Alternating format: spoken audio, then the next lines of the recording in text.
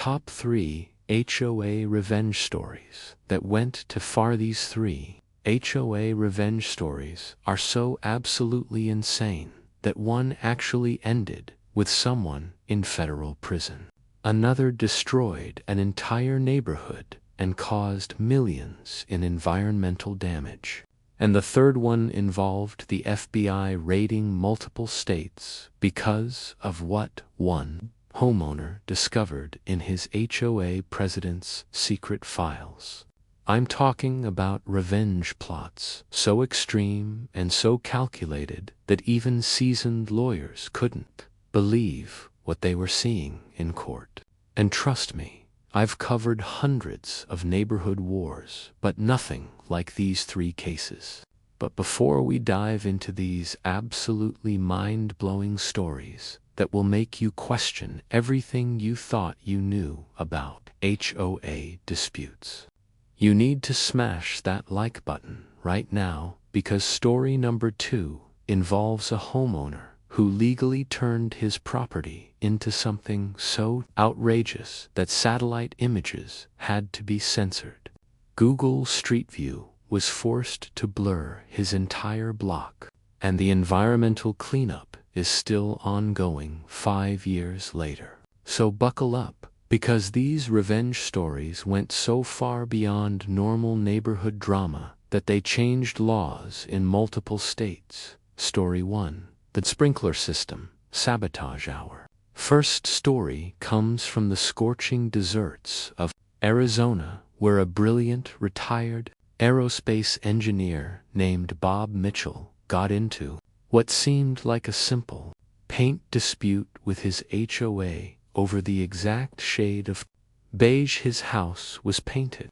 The HOA claimed Bob's house was too yellow and violated their strict color guidelines, but Bob had receipts proving he used the exact color from their approved chart that he purchased, specifically from their recommended vendor. What should have been a 5-minute conversation turned into an 18-month legal nightmare when the HOA board refused to admit their mistake and instead doubled down, fining Bob $300 every single week until he repainted his house. But here's where Bob's engineering background became dangerous for everyone involved. Instead of hiring lawyers or appealing through normal channels, Bob decided to use his technical expertise to design the most elaborate and devastating revenge plot I've ever encountered in over a decade of covering HOA horror stories. He spent 6 months and over $20,000 of his own money secretly installing an underground sprinkler system that connected not just to his property, but extended beneath the property lines to target his neighbor Karen's house, the HOA president's mansion, and to board members' homes. The system wasn't just water. Bob had been collecting and fermenting organic waste, creating a mixture of liquid fertilizer, composted fish remains, and fermented vegetable scraps that he stored in massive underground tanks he'd buried in his backyard. Every single night at exactly 3 a.m., Bob's computerized system would activate and spray this putrid mixture onto his target's houses, cars, and landscaping. For 3 months, Karen and the board members couldn't figure out why their properties constantly smelled like rotting fish and were covered in a slimy green substance that attracted every fly and mosquito in a radius. The smell became so unbearable that Karen's husband moved out temporarily, thinking there was a sewage leak, and the HOA president hired 3 different pest control companies who couldn't identify the source of the odor. But Bob wasn't finished with his engineering masterpiece. He had installed motion sensors and cameras so he could watch his victims' reactions in real time, and he even created a mobile app to control the spray, timing, and intensity from anywhere in the world. the whole scheme unraveled when Karen set up her own security cameras and caught Bob's sprinkler heads emerging from the ground at 3 a.m. like something from a horror movie. When police arrived to investigate, they discovered that Bob's fermented mixture had been slowly eating away at the exterior paint and siding of 4 houses, causing over $60,000 in property damage. The mixture had also contaminated the soil so severely that environmental cleanup crews had to remove 3 feet of topsoil from multiple properties. Bob was arrested on charges of criminal mischief, environmental contamination, and trespassing, and he spent 8 months in county jail. But the story gets even crazier because Bob's revenge was so technically sophisticated that the local engineering university actually studied his sprinkler system design, and the HOA was forced to install soil monitoring systems throughout the entire neighborhood to prevent future contamination. The legal bills, environmental cleanup, and property repairs cost the community over $200,000, and Bob's paint dispute was never actually resolved because his house was foreclosed on while he was in jail. But wait until you hear story number 2, because if you think Bob's underground sprinkler revenge was extreme, this next homeowner didn't just target specific people. He declared biological warfare on his entire HOA community using invasive species that are still destroying properties 5 years later. And what he did was so catastrophically effective that it changed environmental protection laws in 3 states. Story 2: The Garden of Malicious Compliances. Story takes place in the prestigious Sunset Palms retirement community in Florida, where a world-renowned landscape architect named Frank Rodriguez had spent 23 years cultivating what the Smithsonian Institute called one of America's most important private native plant sanctuaries. Frank's property featured over 200 species of native Florida plants, including several endangered varieties, and his garden attracted rare butterflies, birds, and other wildlife that had been displaced by suburban development. Environmental scientists from 3 universities regularly visited Frank's property to study his conservation techniques, and the Florida Department of Environmental Protection officially recognized his garden as a critical habitat preserve. But the new HOA board didn't care about environmental awards or scientific recognition. They had a Mediterranean aesthetic vision that required uniform grass lawns, generic palm trees, and decorative rock gardens that looked identical on every property. The board gave Frank 90 days to destroy his 23 years of conservation work and replace it with their approved landscaping, threatening daily fines of $500 until he complied with their demands. Frank tried reasoning with them, showing documentation of his garden's environmental importance, and even offering to pay for a professional landscape designer to create a compromise solution. But the board refused to negotiate. That's when Frank decided to give them exactly what they asked for, but with a twist that would make them regret their decision for the rest of their lives. Using his expertise in botany and plant behavior, Frank researched the most aggressive, fast-spreading, and destructive species that were technically still legal to plant in Florida. He spent $40,000 purchasing massive quantities of invasive plants that met the HOA's aesthetic requirements but had devastating long-term consequences that the board was too ignorant to understand. Frank planted giant bamboo that spreads through underground root systems at a rate of 3 feet per year. Brazilian pepper trees that drop thousands of seeds carried by birds across miles of territory. Australian pine trees that release chemicals into the soil to kill native vegetation.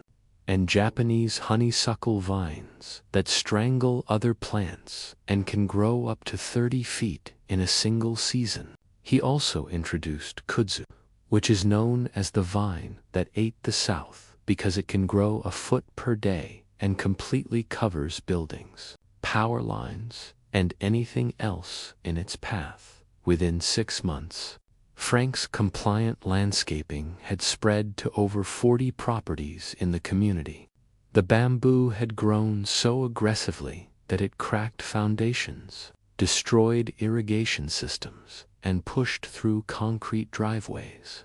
The Brazilian pepper trees had colonized the community's common areas, and the Australian pines had killed every native plant within a quarter-mile radius. But the kudzu was the most devastating. It had completely covered 12 houses, making them uninhabitable.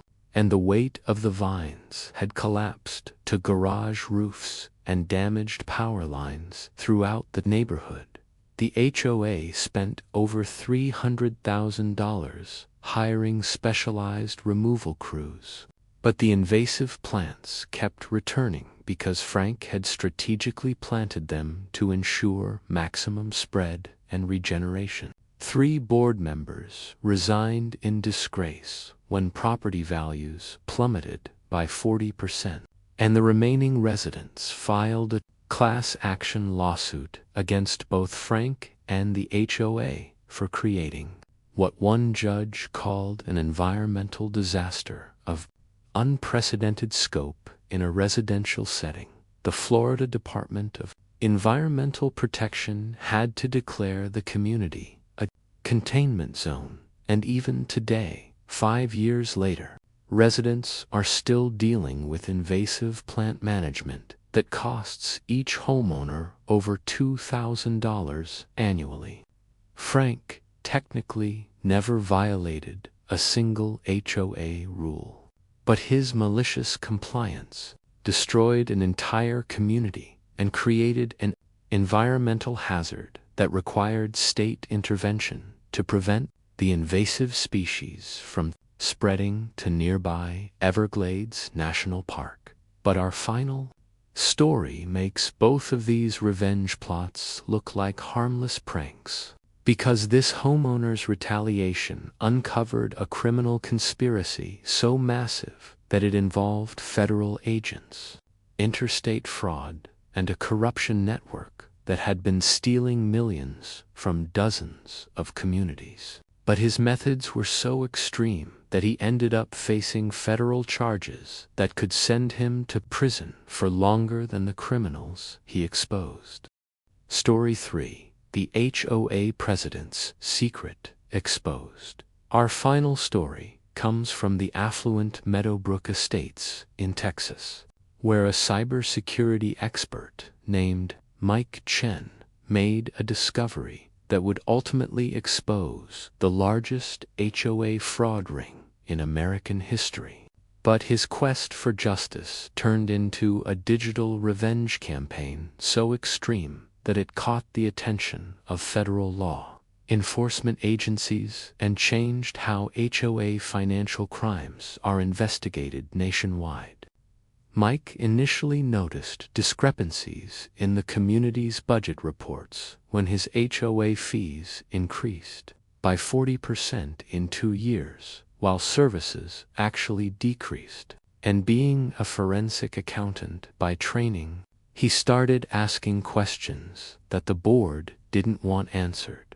When Mike requested detailed financial records, as was his legal right, HOA President Linda Morrison not only refused his requests, but actually filed harassment charges against him and imposed $1,500 in fines for what she called disruptive and threatening behavior toward board members. That was the biggest mistake Linda ever made, because she had just declared war on someone with the technical skills to digitally dissect her entire life and the patience to build an airtight case that would destroy her completely.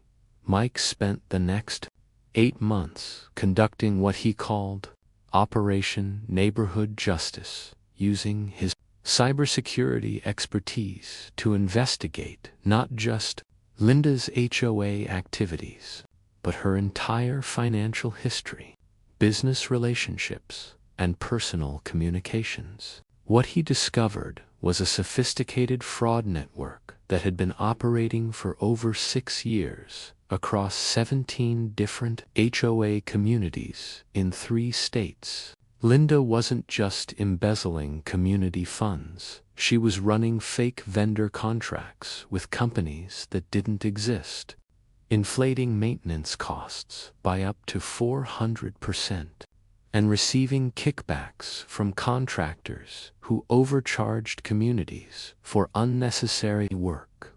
But Mike's investigation went far beyond legal research methods. He hacked into Linda's personal email accounts, her husband's business servers, her daughter's social media profiles, and even her elderly mother's online banking to trace money transfers and document luxury purchases that Linda had been hiding from her own family. Mike discovered that Linda had stolen over $3.7 million from various communities to fund a secret gambling addiction, multiple extramarital affairs, and a collection of luxury cars that she kept at her brother's property in another state. Mike's revenge was as brilliant as it was legally questionable. He created a neighborhood website called Meadowbrook Truth that published every piece of evidence in real time, including Linda's private text messages with lovers, photographs of her secret gambling trips to Las Vegas, bank statements showing stolen money being used for designer clothing and jewelry, and recorded phone conversations where she bragged about manipulating stupid homeowners who never questioned her authority. The website was designed to look like a legitimate news source, and Mike used his technical skills to make it appear in Google search results whenever anyone searched for Linda's name or any of the affected communities. Within 48 hours, Mike's website had been viewed over 200,000 times. Local news stations were investigating the story, and the FBI's white-collar crime division had opened a federal investigation. Linda and 4 board members were arrested within a week, but the investigation expanded to reveal corruption in over 40 HOA communities across multiple states. Mike's digital detective work had exposed the largest residential fraud network in federal law enforcement history, and his evidence led to criminal convictions that recovered over $15 million for defrauded communities. However, Mike's hacking methods were blatantly illegal, and federal prosecutors faced a dilemma. His crimes had exposed massive corruption and saved thousands of families from ongoing theft. But he had violated computer fraud laws that typically carry sentences of up to 20 years in federal prison. The case became a landmark legal precedent for digital whistleblowing, and Mike ultimately received a plea deal of 18 months in federal prison and 5 years of supervised probation, while Linda Morrison received 12 years for fraud and racketeering.